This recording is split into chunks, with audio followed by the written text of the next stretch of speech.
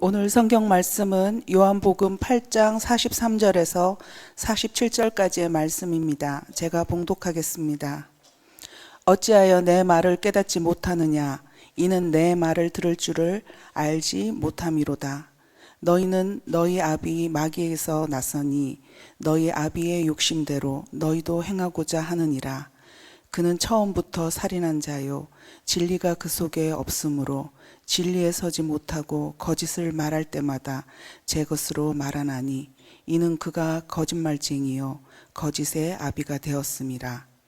내가 진리를 말하므로 너희가 나를 믿지 아니하는도다. 너희 중에 누가 나를 죄로 책잡겠느냐? 내가 진리를 말하는데도 어찌하여 나를 믿지 아니하느냐? 하나님께 속한 자는 하나님의 말씀을 듣나니 너희가 듣지 아니함은 하나님께 속하지 아니하였음이로다. 아멘.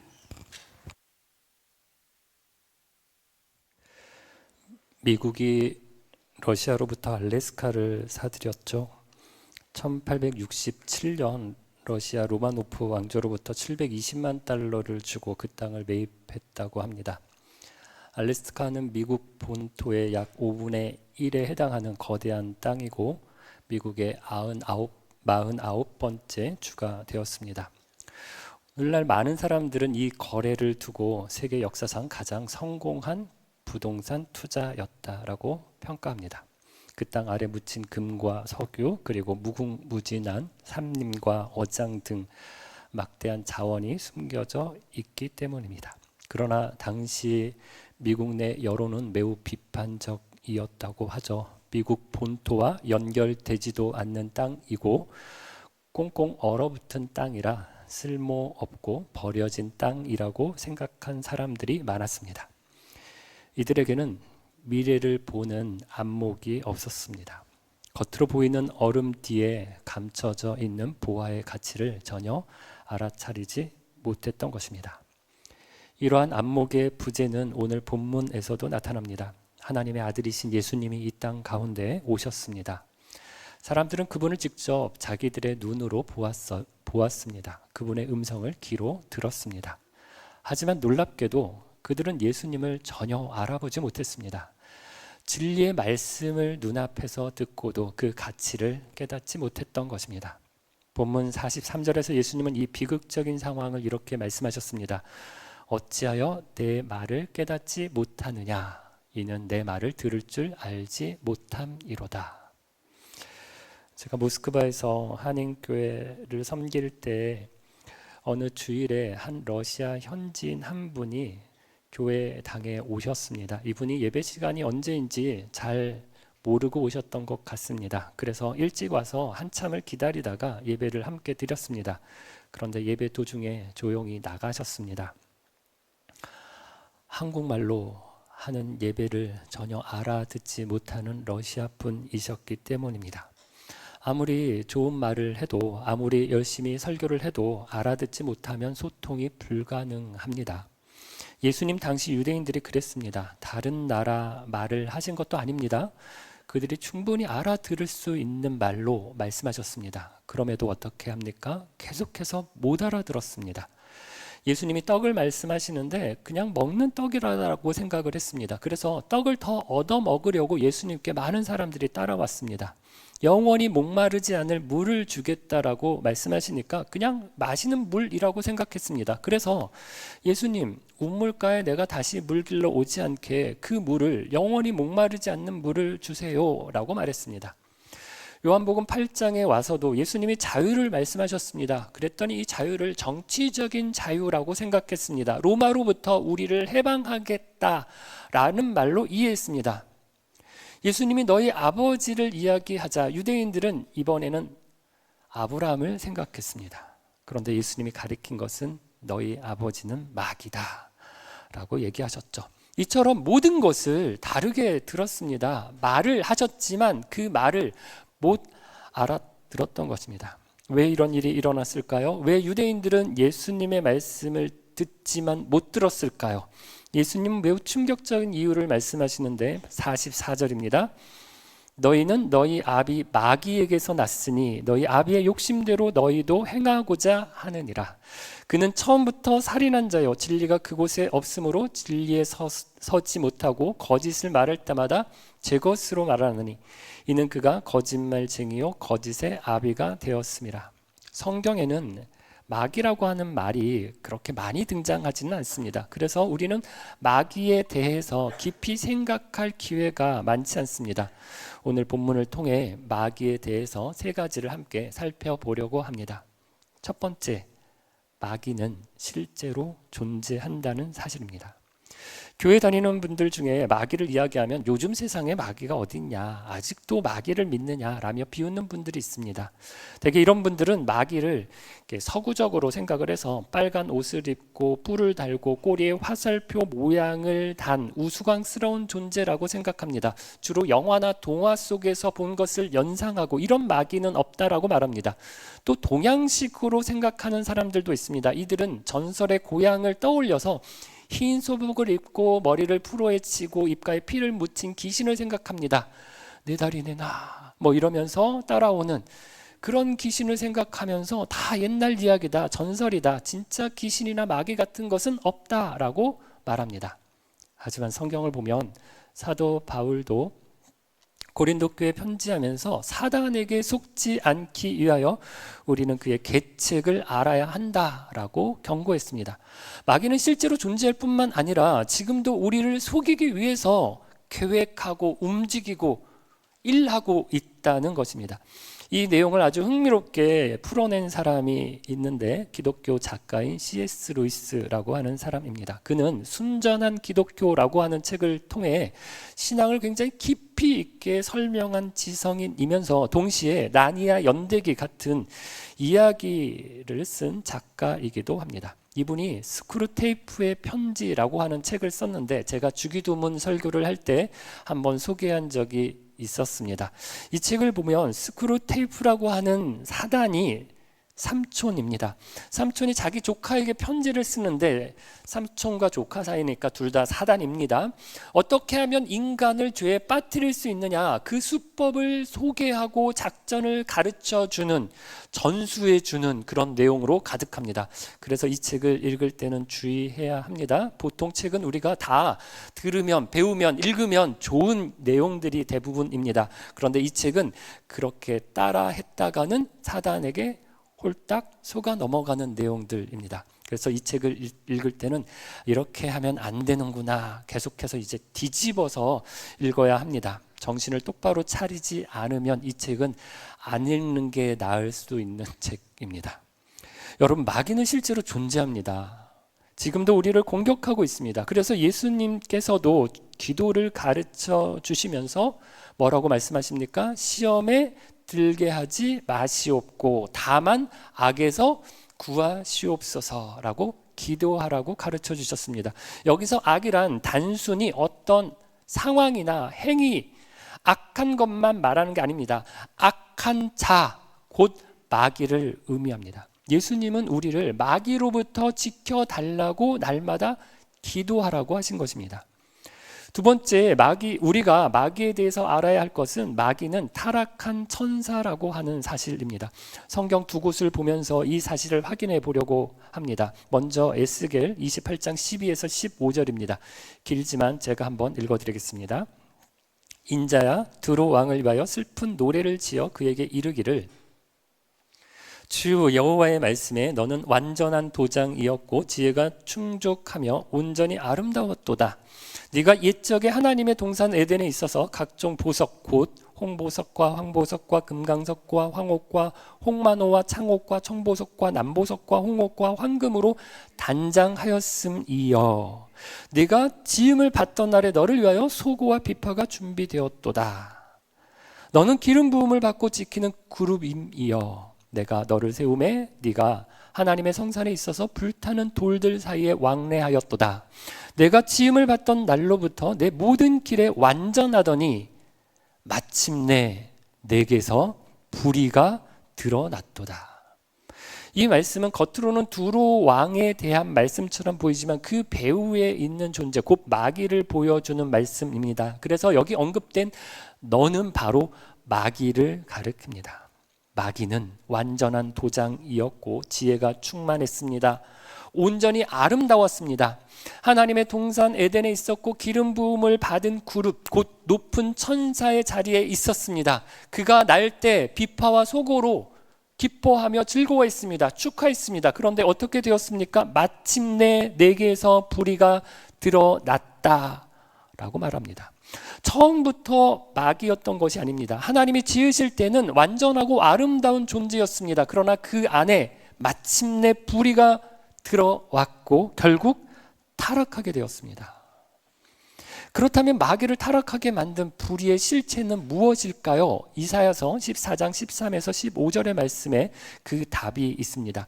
네가 네 마음에 이르기를 내가 하늘에 올라 하나님의 뭇별 위에 내 자리를 높이리라. 내가 북극 지폐의 산 위에 앉으리라. 가장 높은 구름에 올라가 지극히 높은 이와 같아지리라 하는도다. 그러나 이제 네가 스올 곧 구덩이 맨 밑에 떨어짐을 당하리로다. 마귀를 타락시킨 결정적인 죄는 바로 교만이었습니다. 창조주 하나님의 자리를 넘보고 스스로 하나님과 같이 되고자 했습니다. 그 교만이 그를 파멸로 이끌었습니다.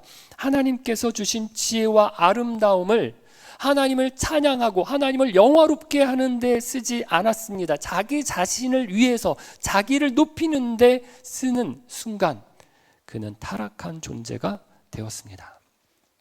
이러한 마귀의 속성을 오늘 본문 44절에서 예수님은 더욱 명확하게 정의하셨습니다. 마귀는 살인자이며 거짓말쟁이요 거짓의 아비라고 말씀하셨습니다. 왜 살인자입니까? 왜 거짓의 아비입니까? 창세기 3장을 보면 마귀가 아담과 하와에게 와서 거짓말을 했습니다.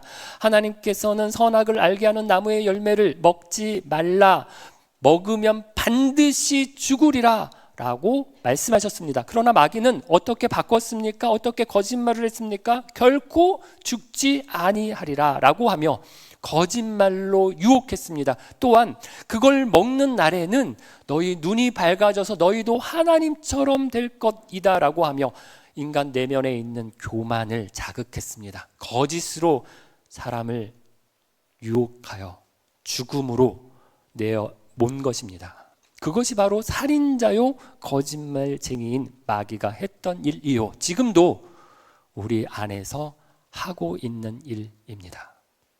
그래서 여러분, 저와 여러분은 거짓말에 대해 매우 분명한 태도를 가져야 합니다. 거짓말은 가볍게 볼 문제가 아닙니다. 때로 우리는 어려운 상황을 모면하기 위해 이른바 선의의 거짓말을 말하며 핑계할 때도 있습니다. 물론 그런 상황이 있을 수 있습니다. 그러나 우리가 분명히 알아야 할 것은 거짓말은 결코 중립적이지 않다는 것입니다. 그 배후에 누가 있습니까? 마귀가 있기 때문입니다. 거짓말을 하고 싶은 유혹이 찾아올 때 지금 마귀가 나를 유혹하고 있구나 즉시 깨달아야 합니다. 거짓말은 그냥 나오는 게 아닙니다. 그 뿌리가 마귀에게 다 있기 때문입니다. 특히 어떤 사람은 습관처럼 대수롭지 않게 거짓말을 하는 사람이 있습니다. 이 사람에게는 이 말을 하고 저 사람에게는 저 말을 합니다. 이때는 이 말을 하고 저 때는 또 다른 말을 합니다. 상습적으로 자기에게 유리한 대로 말을 바꾸는 사람이 있습니다. 이건 단순한 실수가 아닙니다. 영적인 문제입니다. 마귀에게 깊이 동화되어 있는 상태입니다. 예수 믿는 사람이 거짓말을 하면 다른 것 아무리 잘해도 신뢰를 잃어버립니다. 한번 무너진 신뢰는 쉽게 회복되지 않습니다. 거짓말이 왜 이렇게 무서울까요? 거짓말의 끝에는 죽음이 있기 때문입니다. 그래서 예수님께서는 마귀를 가리켜 살인자라고 하셨습니다. 마귀의 거짓말 한마디가 인류를 죽음으로 몰아넣었습니다. 결코 죽지 아니하리라 라고 하는 이 마귀의 거짓말을 믿은 결과 아담과 하와는 실제로 죽음을 맞이했습니다. 비록 그들의 육체가 즉시 죽지는 않았습니다. 아담은 그 후로도 900년 가까이 살고 죽었습니다. 하지만 영적으로는 죽었습니다. 그래서 하나님과의 관계가 단절되었습니다. 하나님이 불러도 찾아도 피하고 숨었습니다.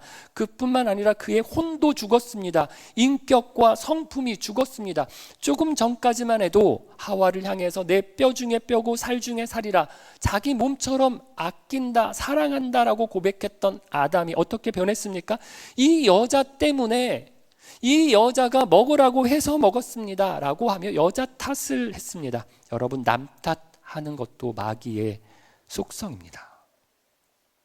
그렇다면 마귀가 가장 싫어하는 것은 무엇일까요? 진실을 말하는 것입니다. 그리고 자신의 허물을 인정하는 것입니다. 제가 잘못했습니다, 미안합니다 라고 진심 어린 사과를 하는 것입니다. 사실 이것이 관계 회복의 시작이죠. 하나님과의 관계 회복도 하나님, 제가 잘못했습니다, 제가 주인으로 살았습니다, 사과하는 회개가 선행되어야 하나님과의 관계가 회복합니다. 성도들과의, 사람들과의 관계도 마찬가지입니다. 나의 잘못을 솔직하게 인정하고 사과할 때 우리의 관계가 회복되는 것입니다. 여러분, 마귀가 지나간 자리를 보면 언제나 흔적이 남습니다. 거짓과 죽음입니다. 왜 그렇습니까? 마귀는 살인자요, 거짓말쟁이요, 거짓의 아비이기 때문입니다. 마귀에 대해 우리가 알아야 할 세 번째는 마귀는 이길 수 있다는 사실입니다. 마귀는 타락한 천사입니다. 그래서 능력이 있습니다. 때로는 기적을 행할 수 있습니다. 그래서 기적이 일어난다라고 다 그것이 성령이 하신 일이다 말할 수 없습니다. 잘 분별해야 합니다. 무당들도 접신, 귀신을 받습니다. 귀신을 받으면 작두도 타고 병도 고칩니다. 돌아가신 할머니를 불러내서 우리를 속이기도 합니다. 너네 아버지 뭐하지? 남편 속썩이지?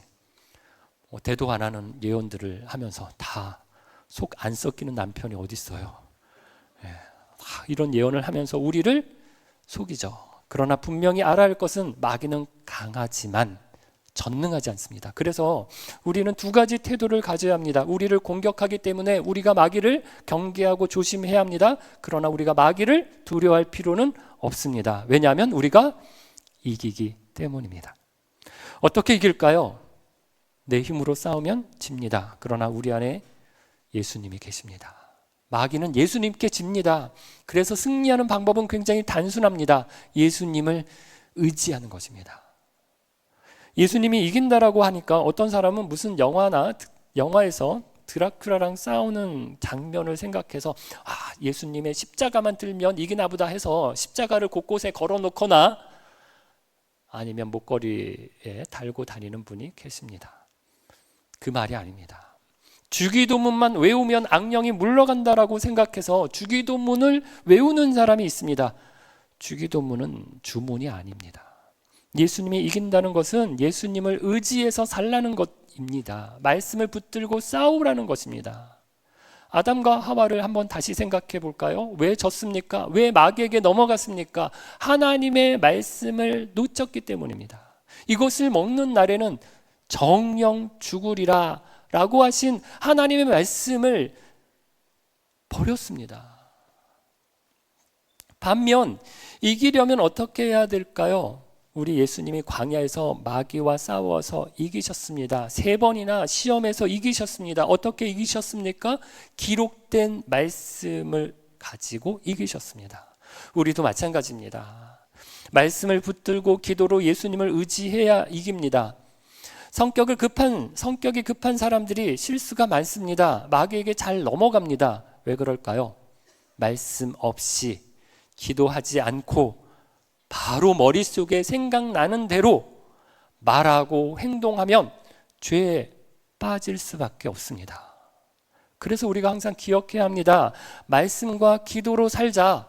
교회 오면 계속해서 말씀과 기도에 대해서 얘기하는 이유가 그것입니다. 그래야 우리가 승리할 수 있기 때문입니다. 여러분, 오늘 본문에서 유대인들은 우리가 아브라함의 자녀다, 우리가 하나님의 자녀다라고 주장했습니다. 그러나 예수님은 아니라고 하셨습니다. 아브라함의 자녀면 아브라함이 받았던 그 말씀이 있어야 합니다. 아브라함의 자녀면 아브라함이 보여줬던 행함이 있어야 합니다.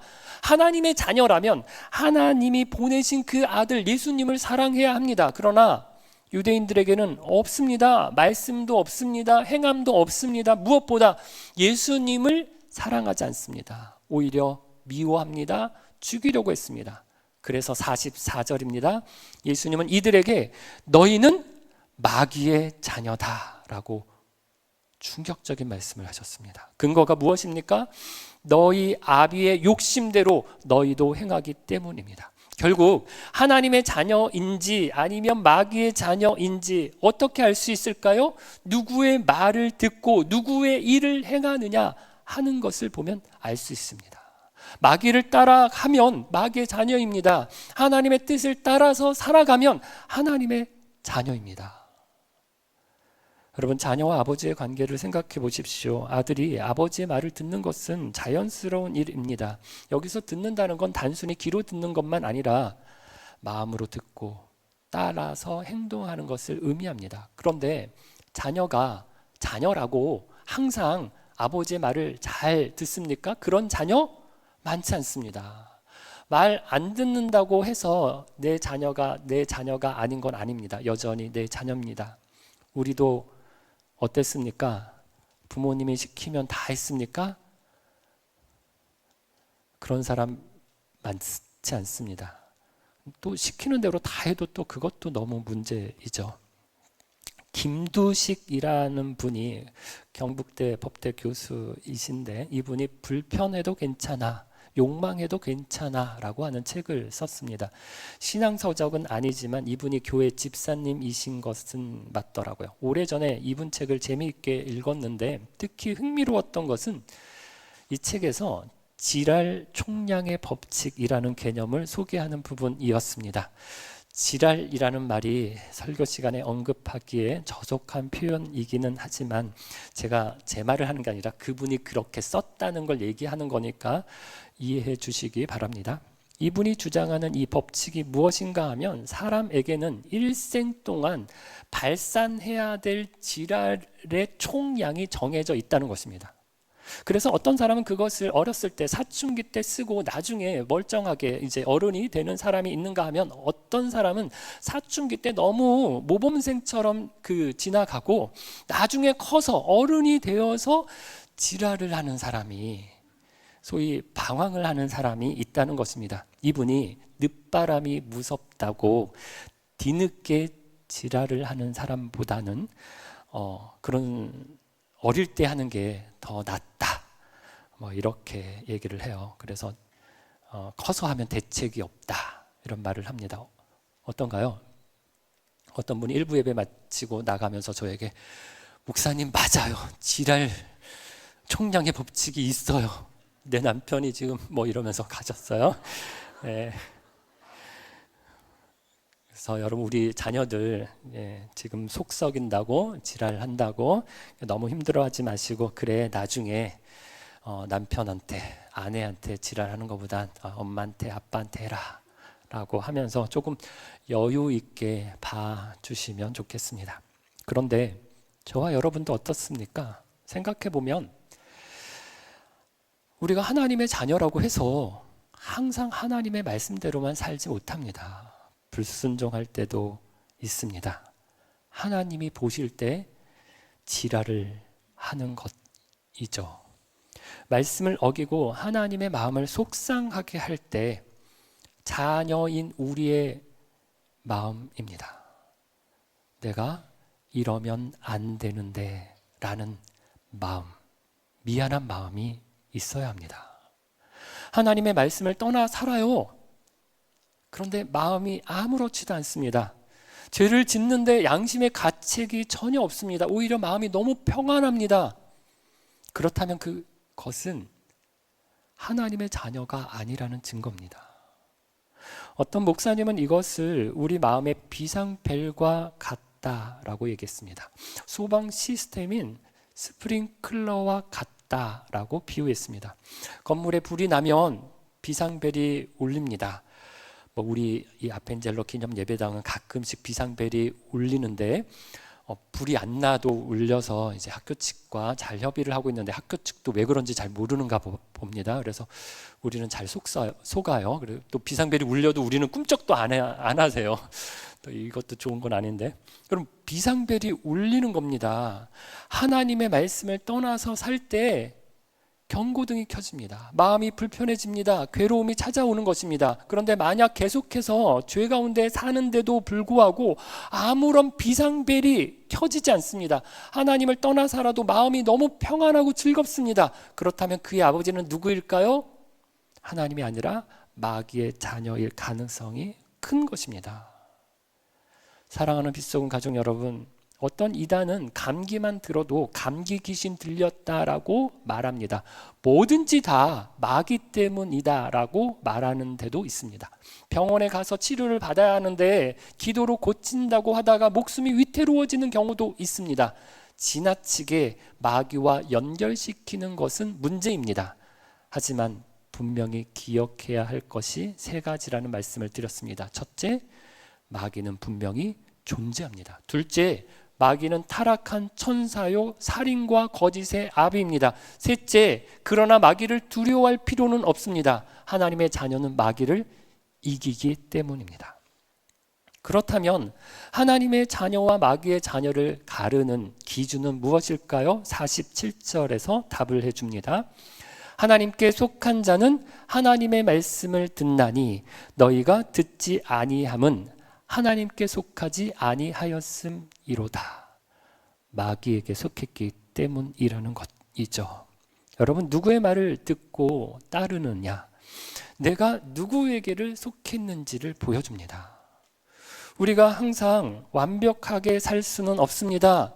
넘어질 때도, 하나님의 마음을 아프게 할 때도, 아버지의 마음을 속상하게 할 때도 있습니다. 그러나 그때 우리 영혼에 비상벨이 울립니다. 마음이 불편합니다. 돌이키고 싶은 마음이 생깁니다. 그때 어떻게 해야 합니까? 마귀를 대적해야 합니다. 예수님께로 돌이켜야 합니다. 마귀의 유혹은 순간은 달콤할 수 있습니다. 그러나 결코 참된 기쁨을 주지 않습니다. 우리를 결국 파멸로, 죽음으로 몰아넣습니다. 사랑하는 성도 여러분, 우리는 마귀를 이길 수 있습니다. 예수님께서 이미 이기셨기 때문입니다. 예수님이 하셨던 것처럼 말씀을 붙들기를 바랍니다. 기도로 예수님을 의지하기를 바랍니다. 그럴 때 저와 여러분이 마귀를 이길 수 있습니다. 이 시간 우리 마음에 결단하기를 바랍니다. 나는 누구의 말을 듣고 따라서 살 것인가? 나는 누구의 자녀로 살 것인가? 오늘도 말씀을 듣고 따르는 하나님의 자녀로 살아가는 저와 여러분, 말씀과 기도로 마귀를 이기는 우리 공동체가 되기를 주의 이름으로 축원합니다. 함께 찬양 드리겠습니다.